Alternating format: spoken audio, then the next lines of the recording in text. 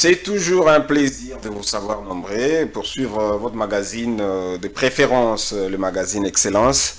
Aujourd'hui, c'est une émission aux enjeux très intéressants puisque nous avons les témoins de ces grands événements. Vous le savez, la nouvelle équipe dirigeante de la centrale électorale qui est pilotée par Denis Kadima a été investie. Denis Kadima a prêté serment devant la Cour constitutionnelle. Et vous savez comment le tout s'est passé. C'est aussi avec la contribution de la commission paritaire à l'Assemblée nationale. Et donc, nous recevons sur ce plateau le président de la commission paritaire, que vous devinez peut-être, il s'agit du professeur André Mbata. Prof, bienvenue. Merci de l'invitation. Ça fait longtemps que vous n'êtes pas passé ça fait longtemps, sur nos antennes, surtout dans ce magazine Excellence. Oui, ça fait longtemps, il y a eu beaucoup d'activités dans le pays et aussi dernièrement en dehors du pays. Donc je suis heureux de revenir. Alors moi aussi je suis heureux de vous avoir aujourd'hui sur mon plateau. C'était un moment que je cherchais, professeur Mbata. Pourquoi? Puisque aujourd'hui on peut dire que vous êtes un homme à battre pour une certaine opinion. On vous accuse d'être la gâchette ayant impulsé l'accession au fauteuil du président de la CENI, Denis Kadima. Aujourd'hui, est-ce que vous avez votre conscience tranquille, professeur Mbata? Mais ma conscience est très tranquille. Parce que je suis heureux d'avoir fait ce que notre peuple attend de nous. C'est-à-dire dans l'idéal, notre peuple attend des élections libres et transparentes dans le délai constitutionnel. Et vous savez qu'au terme de la Constitution, il n'y a qu'un organe qui organise les élections. C'est la CENI. C'est-à-dire, si vous voulez les élections libres et transparentes dans le délai constitutionnel, il faut commencer par mettre en place la CENI, parce que sans elle, c'est le glissement. Oui, mais comment mettre en place? Je suis heureux d'avoir participé à cet exercice qui va dans le sens de l'intérêt de notre peuple. Et comment mettre en place avec des processus aussi, de procédures aussi biaisées? Disons, commençons par le commencement. Oui. Je crois que j'étais sur votre plateau il y a quelque temps. La mise en place de la CENI, elle est basée sur la loi sur la CENI, la loi organique. Tout vient de là. Donc, il ne faut pas prendre le train en marche. Donc, la mise en place de la CENI, elle s'est faite conformément à la loi organique révisée sur la CENI. Et cette loi organique, pour réformer la CENI, elle n'est pas venue de l'opposition, cher ami. Elle est venue de nous-mêmes, des membres de l'Union sacrée. Donc, c'est nous-mêmes. Ce n'est pas l'opposition qui voulait le changement de la CENI. C'est l'Union sacrée elle-même qui a voulu qu'il y ait changement de la CENI. Donc, elle vient de nous-mêmes. Ça, c'est très important pour le signaler aux gens. Parce que ce n'est pas le PPRD, ce n'est pas la MOUCA, ce n'est pas l'opposition qui est à la base de la réforme de la CENI. C'est l'Union sacrée elle-même. Je vous vois être en train... Allez-y, professeur, je vous entends. Donc, c'est en exécution de cette loi, vous savez...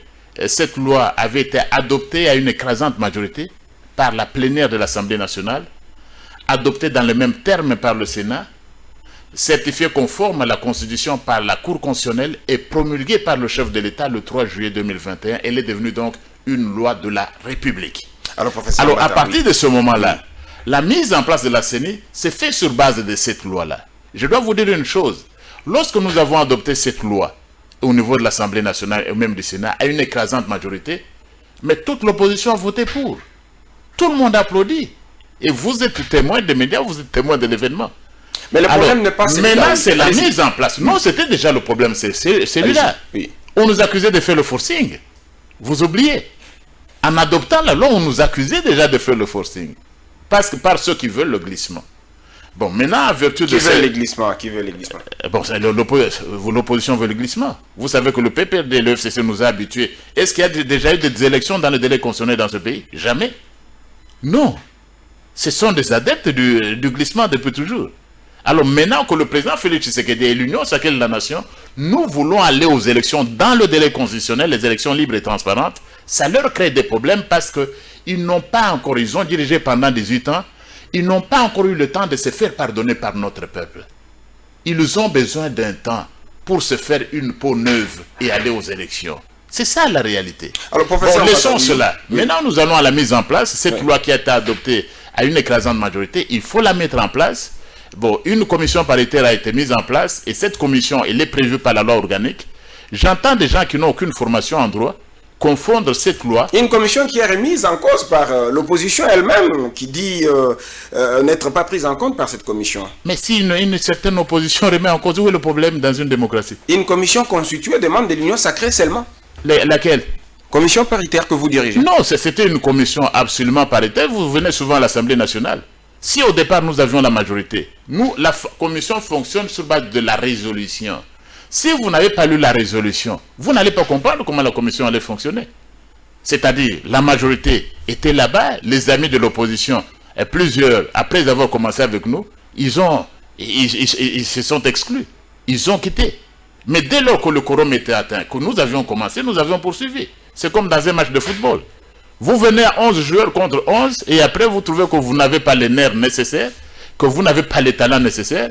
10 joueurs, d'abord vous venez à 11, après quelques temps, 3 joueurs disparaissent, 4 joueurs disparaissent, et après vous aurez un match nul. Alors, qu'est-ce que vous répondez à ça? Pas un match nul, vous aurez informé, le match va continuer. Oui, il est régulier. Professeur Mbata, qu'est-ce que vous dites de ceux qui disent, par exemple, que c'était bien calculé en plaçant professeur Mbata à la tête de la commission paritaire, le professeur Mbata qui donne quitus aux 6 confessions religieuses qui ont déjà voté un candidat contesté par l'Église catholique et les CC, puisque voilà, c'est une personne, vous avez toutes ces raisons qui ont été avancées par la SENCO et les CC. Est-ce que vous ne trouvez pas que les prémices ne sont pas bonnes?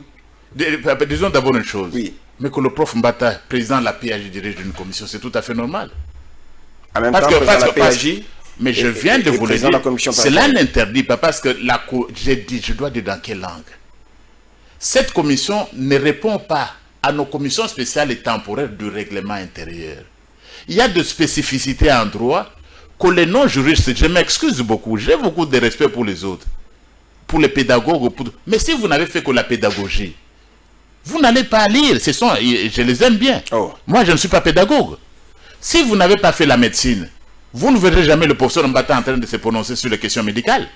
Non, parce que je suis incompétent. Mais pourquoi est-ce qu'en droit, s'il vous plaît, et en droit public, même des gens qui n'ont aucun niveau, ils peuvent se permettre de recadrer un éminent constitutionnaliste? Ce n'est qu'au Congo qu'on peut faire ça. Vous n'avez pas fait ça, vous avez choisi d'aller étudier, disons vous êtes journaliste, vous avez fait les techniques de l'information. Mais voir un journaliste ou une journaliste qui n'a aucun background de juriste, qui va contester un juriste. Un juriste de ce niveau, non, oui. Soyons clairs.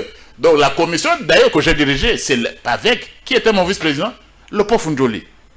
Aujourd'hui, l'un des meilleurs constitutionnalistes du pays. Vous avez déposé Matadi Nenga. Oui. Si vous ne venez pas, oui, vous trouvez que vous n'avez pas les nerfs nécessaires, que vous n'avez pas les compétences nécessaires.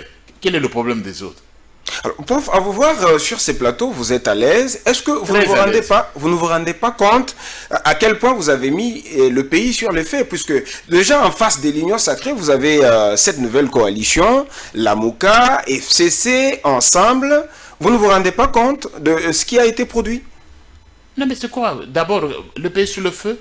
Denis Kadima et son équipe ont été investis. Vous avez vu comme de l'inverse lorsque vous fuites à l'opposition. Non, vous avez vu. C'est le calme général dans le pays. Vous êtes journaliste. Non, mais les 6 novembre, il y aura, non, on n'a pas attendu. Malonda, on n'a pas attendu. On n'a pas attendu pour Malonda et les autres. Ne dites pas le 6 novembre. Denis Kadima, l'équipe a été investie. Le président de la République a signé l'ordonnance depuis 6 jours. Vous avez vu? Vous avez vu des marches dans le pays? Des marches spontanées du peuple qui s'exprime? Non. Ça, ce serait la politisation, la surenchère politique. Est-ce que vous avez vu les marches? Cela signifie quoi? Au-delà des intérêts de quelques politiciens qui cherchent leurs propres intérêts et les intérêts de leurs autorités morales, des intérêts égoïstes, notre peuple veut aller aux élections. Il n'a pas besoin de ces distractions-là. Il n'y aura pas de dialogue. Ceux qui sont habitués à aller au dialogue de la cité de l'Union africaine, comme ils l'ont fait pendant 18 ans, pour faire un gouvernement, il n'y en aura pas. Que les gens se préparent aux élections libres et seront libres, crédibles dans les délais constitutionnels, ça c'est une simple distraction. Est-ce que vous n'êtes pas en train de donner raison à ceux qui parlent de ces forcings? Katumbi qui dit qu'il s'aligne derrière le peuple, et puis le PPRD qui dit qu'il n'est pas concerné par cette CENI.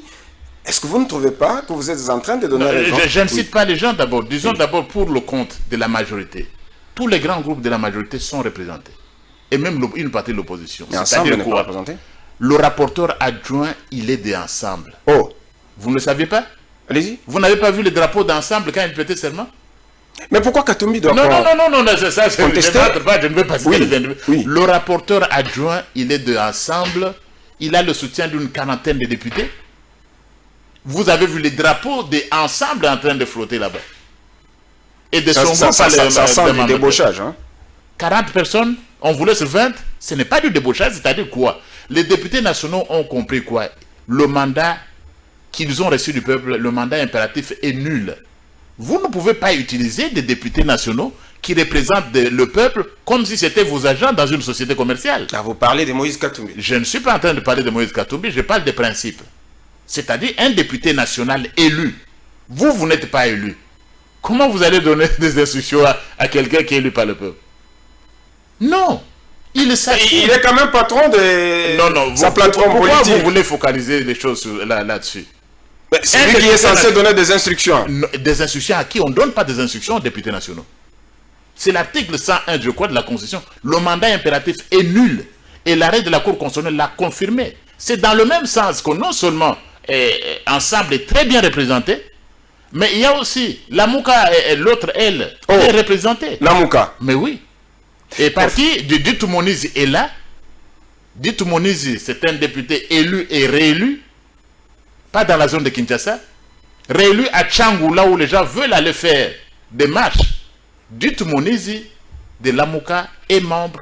Il est membre de la CENI qui a été mise en place. Alors, Prof Mbata, est-ce que vous ne trouvez pas que vous êtes en train de faire manquer à l'Union sacrée un allié de taille, Moïse Katumbi, qui a donc annoncé qu'il viendra ici pour s'entretenir avec ses partenaires avant de se prononcer là-dessus, donc en rapport avec cette alliance au sein de l'Union sacrée? Ça sent qu'il doit partir. Ne focalisez pas les choses là-dessus. Oui. Parce que d'abord, le fameux bloc patriotique, le bloc anti-peuple. Le fameux bloc anti-peuple. Le fameux bloc anti-peuple qui s'est constitué. On a dit qu'il y avait quelqu'un d'ensemble. Il y a Moïse Katumbi avec son ensemble, il y a la Mouka. Vous avez entendu Francis Kalombo vous dire qu'ensemble n'en fait pas partie. Et il y avait Papi Mbaka. Il y a Papi Mbaki. Non, vous comprenez? Oui. Je crois que Francis Kalombo, il représente, c'est l'un des porte-parole. Il vous a dit que non, ensemble ne fait pas partie de ce bloc-là anti-peuple. Et puis, tout le monde dans vos médias, vous avez supputé, ils vont partir, mais ensemble ne s'est pas encore retiré de l'Union sacrée. Et puis, il va se retirer comment? Parce qu'ensemble occupe le poste de rapporteur adjoint à la CENI. Est-ce que vous pouvez affirmer devant les téléspectateurs, puisque c'est le secrétaire général de votre parti UDPS, le parti auquel vous appartenez, est-ce que vous pouvez affirmer ici que Moïse Katumbi avait réclamé la vice-présidence de la CENI? Lesquels? Non, mais il y avait avant cela, avant qu'on en arrive là, Ensemble voulait avoir la vice-présidente de la CENI. Donc le secrétaire général de l'UDPS, c'est un homme politique assez aguerri, il est informé de tout ce qui se passe. Donc, ils ont réclamé la vice-présidente de la CENI, et si on avait donné la vice-présidence... Et que les mobiles pour lesquels il veut claquer la porte serait cette raison-là. Bon, je vous confirme que ce que le secrétaire général de l'UDPS a dit est correct. Est correct dans les négociations, et c'est aussi un droit, n'est-ce pas? Donc, si on avait donné ces postes-là, on ne parlerait pas de toutes ces choses. Et deuxième chose, au niveau de l'opposition elle-même, l'opposition, notamment du PPRD, parce que l'opposition n'est pas réduite au FCC et au PPRD. Il y a aussi la MOCA qui est l'opposition, mais allons dans le cadre du FCC. Mais le FCC n'avait plus de problème. Avec la loi, qu'ils avaient tous voté pour la loi sur la CENI. Ils avaient tous accepté leurs deux postes, deuxième vice-président et questeur. Tous. C'est l'unique point qui les divisait, qui nous divisait. Mais maintenant, il vous manque 3 de l'opposition. Bon, ils vont venir. De quel côté, puisque tout le monde a refusé, le PPRD principalement dit ne pas reconnaître Denis Kadima, la situation de la CENI. Pourquoi ils ne vont pas le reconnaître? Parce que ce n'est pas leur problème. Eux, ils sont de l'opposition. Ils avaient adopté la loi à l'unanimité. 2 postes, deuxième vice-président et questeur.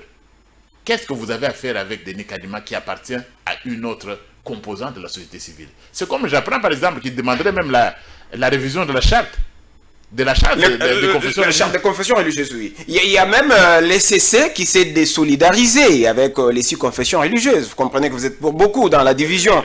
Cette division qui se passe maintenant au sein de confessions religieuses, professeur Mbata. Vous comprenez, nous avons des problèmes avec nos amis du FCC. Nous, on n'a pas de problème. Ils ont des problèmes de droit. Ils ont des problèmes de droit.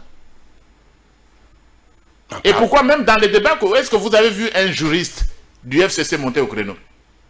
Même dans tous ces débats qu'on est en train de faire à Top Congo et tout ça, vous avez vu un juriste. Mais ils font quand même des déclarations. Il y a Ferdinand Cambéré qui est, le secrétaire permanent adjoint. Ils ont des problèmes de droit. C'est tout à fait normal. C'est pourquoi ils ne peuvent donner des leçons à personne. Ils ont des problèmes de droit. Comment vous n'êtes pas parti? Vous n'êtes pas parti des confessions religieuses. Le statut de la plateforme de confession religieuse, c'est comme un contrat. Comment vous n'êtes pas parti? Et vous allez demander la révision de ce contrat ou de ces documents juridiques. Il faut être fou. Vous n'êtes pas parti, vous allez la réviser comment? Et puis quel est votre problème là-dedans? Parce que vous êtes de l'opposition, occupez-vous de l'opposition. Non, je crois qu'ils ont un problème de droit, on n'en est plus là. On n'en est plus là à ce stade. À ce stade, je crois que le grand gagnant, il n'y a pas de triomphalisme dans tout ça. Le grand vainqueur, c'est notre peuple. Vous, les hommes des médias, ne vous préoccupez pas à ce que dit une certaine opposition. Non. Préoccupez-vous d'abord de l'intérêt du peuple. Alors qu'adviendra-t-il? L'intérêt, c'est quel est l'intérêt du peuple? Tout le monde parle au nom du peuple. Hein? Non. Que ce soit la Mouka, que ce soit ensemble, tout le monde parle au nom du peuple. Ici, c'est clair. Oui, allez-y. Quel est l'intérêt du peuple? Élection libre, transparente, crédible, dans le délai constitutionnel. C'est ça l'intérêt du peuple. Ne cherchez pas les intérêts ne passez pas trop de temps. Vous avez parlé des élections crédibles. Hein? Crédibles, et libres et transparentes. Et cette équipe, je l'ai dit, elle est la meilleure de 2006 et va les organiser. Et le président Félix Tshisekedi va les gagner. Et nous allons les gagner. Alors, parce que nous sommes en train de préparer pendant que les autres font la distraction. Non, je crois qu'à ce stade, un appel je suis au service quand même de la nation. Un député national représente la nation. Oui. Donc je représente même les militants du PPRD. Même les militants du PPRD? Même les militants du PPRD. Non, je les représente. Je représente même les militants d'ensemble. Je représente même les militants de SID, de la Mouka. Je les représente parce que je représente la nation. Quel est l'intérêt de notre peuple? C'est aller aux élections libres et transparentes dans les délais constitutionnels. Ici, tout simplement, le vainqueur, ce n'est pas l'Union sacrée. Ce n'est pas l'UDPS. Ce n'est pas l'UDPS qui a applaudi l'investiture de Denis Kadima. Mais l'UDPS doit applaudir qu'on a fait un pas dans l'organisation des élections libres et transparentes dans les délais constitutionnels parce que l'UDPS ne veut pas le glissement. Parce que l'UDPS ne veut pas de la fraude. Et l'UDPS est déterminé, avec ses alliés dans l'Union sacrée de la nation, à gagner ces élections et l'UDPS s'y prépare. Mais quand même, l'équipe n'ira pas incomplète, professeur Mbata. Il vous reste 3 membres de l'opposition. Qu'adviendra-t-il si l'opposition fermait sa porte hermétiquement et refuse de ne pas vous présenter? Enlever le si. Je dois vous dire que l'opposition, elle est d'abord allée assez vaste. Ils sont en train de se battre pour venir. Vous êtes sûr? Je vous le confirme. Que vous vous préparez un débauchage alors? Non, on attend. Quel débauchage? On n'a pas besoin de débauchage. Lorsque les gens se rendent compte qu'ils sont du mauvais côté, qu'est-ce qu'ils font? Vous devez les garder.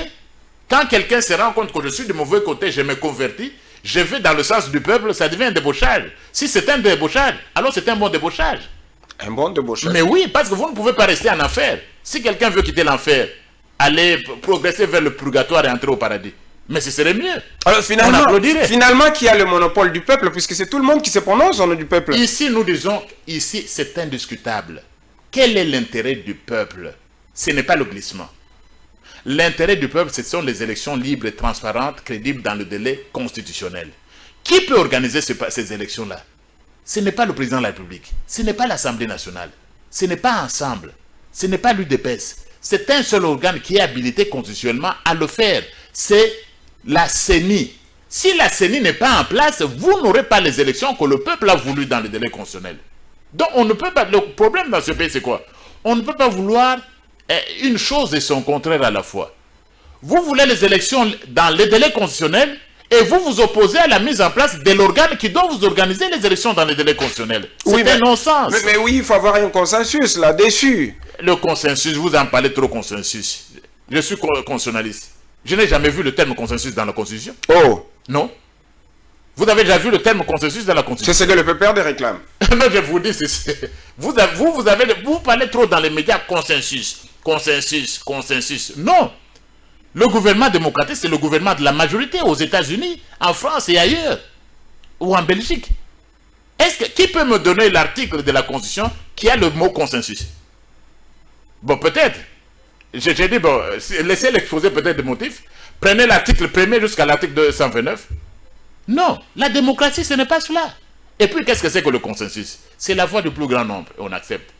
En 2018, lorsqu'on a mis Malou Malou, l'Église catholique n'avait même pas signé le PV. Il y avait consensus? Lorsqu'on a mis Nanga, il y avait consensus? Mais soyons simples, non. Je vous dis, mon cher ami, lorsque l'UDPS, mon parti, par exemple, n'a pas voulu aller aux élections en 2006, nous ne sommes pas partis. Vous avez parlé de consensus. L'UDPS n'est pas allé aux élections. Alors, professeur... Donc ici, nous disons ceci, ça fait partie du passé. Oui. Tous ces débats, la commission paritaire, ceci, cela. Je dis ceci. Une fois que la commission paritaire a fait son rapport à l'Assemblée nationale, 360 députés l'ont approuvé. Ce n'est plus un problème de la commission paritaire. Qu'on n'y revienne plus parce que ça devient maintenant un acte de l'Assemblée nationale. Mais vous êtes quand même d'accord... Et une fois, je continue un peu mon idée, une fois que le président de la République a approuvé régulièrement d'ailleurs, la Cour constitutionnelle s'est prononcée, vous n'avez fait aucune requête. Mais disons, vous devriez peut-être, on devait avoir plus de temps. Ce n'est pas parce qu'un individu se lève le matin et vous dit c'est irrégulier que ça devient irrégulier. C'est inconstitutionnel, ça devient inconstitutionnel. C'est illégal, ça devient illégal. Il y a des autorités, s'il vous plaît, permettez-moi de terminer. Allez-y, prof. En matière de droit, parce que nous parlons droit, il y a des autorités, ce n'est pas parce que vous rêvez, vous dites irrégulier que ça devient irrégulier. Allez saisir les cours et tribunaux. Ce sont les cours et tribunaux qui doivent vous dire que c'est inconstitutionnel ou pas. Ce sont les cours et tribunaux qui doivent vous dire c'est légal ou illégal. Allez les saisir, mais vous ne les saisissez pas. Vous restez dans votre chambre, vous criez dans tous les médias, dans les réseaux sociaux, c'est illégal, c'est inconstitutionnel, mais quelle autorité? Et je vais vous dire une chose. Si la Cour n'a pas dit les sources de droit, les opinions des éminents juristes, et vous en avez un devant vous, elles sont sources de loi. Les opinions émises par les éminents juristes. C'est pourquoi je ne viendrai pas à un débat avec quelqu'un qui n'est pas de la même trempe. Ne m'appelez pas à un débat, vous allez débattre avec qui? Non, ce sont des débats. Disons, ce débat-là fait partie du passé. Préparons-nous aux élections, tous. Soutenons l'équipe de... Dans un forcing. L'équipe de... Non, l'équipe de la CENI, et puis on va aller aux élections. Alors, prof, est-ce que vous n'avez pas sur votre conscience que vous avez marché sur la charte de confession religieuse, puisque, en principe, le PV qui vous a été présenté par les 6 confessions religieuses devrait avoir la signature de l'organe qui dirige, n'est-ce pas? Je dois vous dire une chose. Vous savez, les hommes de Dieu, ils sont habitués au Coran et à la Bible. Ce ne sont pas des juristes. Pour écrire leur charte, les confessions religieuses devaient demander le service d'un bon juriste. Ils n'en ont pas. C'est ce qui fait qu'il y a des vides dans leur charte. C'est-à-dire que nous devons qu'on revoie cette charte. Poursuivons. Cette charte est signée par les 8. Signée par les 8, oui. Les 8 confessions religieuses. Oui. L'article 16 dit ceci. L'article 16 dit ceci. Que les réunions de la plateforme sont convoquées par le président, la CENCO, le vice-président, l'ECC, ou à défaut par la majorité. Et le PV que vous avez reçu n'a pas... S'il vous plaît, il faut que les téléspectateurs suivent. Allez-y. Si le président n'est pas là ou refuse, si le vice-président n'est pas là ou refuse, la majorité convoque. C'est l'article 16. Et lorsque la majorité a convoqué, vous n'êtes pas là, qui va signer les textes? Mais ce sont ceux qui ont une réunion. C'est ce que la charte dit. Mais nous le disons pour eux. Et l'article 17 dit quoi? Les décisions se prennent par consensus ou par vote. Quand il n'y a pas consensus, passez au vote. Vous êtes des hommes élégants. Quand il arrive au moment du vote, d'abord il y avait 2 candidats retenus à l'unanimité. C'est Kadima et Cyril Leboto. Les 2. Pas tous. Toutes les 8. Maintenant, il faut départager les 2. Non, mais les CC et la CENCO avaient remis en cause la candidature de Denis Kadima. Ils l'ont remise quand en cause. Ne suivez pas, ne vous faites pas des avocats du diable. Non, je m'excuse. Des avocats de Dieu qui ont marché contre leur propre charte. Ah, heureusement, vous êtes excusés. Ouais. Ils sont allés. Ils devaient organiser le vote. Et dans le vote, on dit quoi, l'article 17? chaque confession religieuse a droit à une seule voix. Le texte est signé par Monseigneur Outembi. Toutes les confessions religieuses valent. Chaque confession religieuse, c'est eux-mêmes dans leur propre charte. Ils n'ont pas dit non parce que nous sommes dans tout le pays, nous avons beaucoup d'écoles, nous avons droit de veto. Non, ils ne l'ont pas dit. Et puis nous, au niveau de la commission paritaire, il y avait un homme de leur secrétaire général. Il dit nous avons des preuves, nous avons des preuves. Mais ça, c'est du n'importe quoi. Où sont les preuves pendant L'abbé Chollet. C'est du mensonge, ça. C'est du mensonge. L'abbé Chollet a menti. Mais tout le monde sait qu'il n'a pas dit la vérité. C'est comme pour l'histoire des cell phones, pour l'élection présidentielle. Les 40 000 smartphones. Des 40 000 vous revenez sur smartphones. l'histoire, oui. Mais alors, il vous a dit, bon, il s'est mis à c'est encore un mensonge. Ça veut dire des télécentres. Tout le monde sait que ce sont les télécentres en Allemagne ou ailleurs, ce sont des cabines téléphoniques qui ne peuvent pas donner des smartphones. Mais revenons à ceci. Donc, nous avons attendu. Les preuves ne sont pas venues. Si vous aviez enregistré, amenez-les. Et puis, quel enregistrement? Il a dit qu'il a des enregistrements, oui. Et est-ce que vous trouvez l'éthique? Au nom de l'éthique, vous êtes en train de m'enregistrer, n'est-ce pas? Oui. Je sais que vous m'enregistrez. Oui. C'est une émission télévisée. Oui. Mais vous êtes un homme de Dieu, vous mettez un enregistreur dans la poche de votre soutane. L'abbé Chollet. Et vous commencez à enregistrer les gens, c'est ça l'éthique? C'est ça la morale? C'est la fraude. C'est la fraude pure et simple. Et puis n'en parlons pas trop. Parce qu'on parle de l'indépendance, vous voulez parler de confession religieuse. Mais comment vous voulez parler même de l'indépendance de la CENI lorsque vous-même vous n'êtes pas indépendant? Qui n'est pas indépendant? Mais où est l'abbé Chollet aujourd'hui? Où est le révérend Seng? Il est où? Mais ils sont en Europe en train de chercher des fonds. Oh! Est-ce que vous voulez...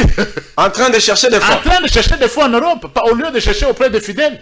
En train de chercher des fonds pour faire l'observation électorale. Ils ne sont pas au pays. Quelle révélation! Ils ne sont pas au pays, ils sont à l'étranger. Et quelle indépendance là? Est-ce que ce sont l'église qui manque, c'est encore beaucoup plus indépendante? Ils sont où les porte-paroles? Ils sont en Europe en train de circuler pour avoir des fonds, pour avoir de l'argent, observer les élections. Alors, professeur Mbata, le temps est très vite parti. Les 30 minutes ont été minimes. En un mot, quelles sont les garanties que vous présentez à ce peuple, dès lors que nous savons déjà que, professeur, le 6, il y aura marche de ces blocs, cette nouvelle coalition, dès lors que nous savons qu'il y a eu même division au sein de confessions religieuses, les CC qui viennent d'essayer de désolidariser de 6 confessions religieuses, quelles sont les garanties que vous donnez au peuple, puisque vous avez parlé des élections crédibles qui doivent se tenir dans les délais constitutionnels? Bon, nous disons, nous avons la meilleure équipe de la CENI, il faut la soutenir, la meilleure depuis 2006. Il nous faut tout simplement, si nous sommes patriotes, soutenons cette équipe, disons nous devons lui montrer là où ce qu'il ne faut pas faire. Les erreurs commises dans le passé, pour éviter la fraude, cela, nous devons les aider. C'est ça être patriote. Vous n'avez pas peur un patriote, ce n'est pas quelqu'un qui met le feu à son propre pays. Non. Vous parlez de la marche, oui. Il y aura combien de gens? Vous n'avez pas peur?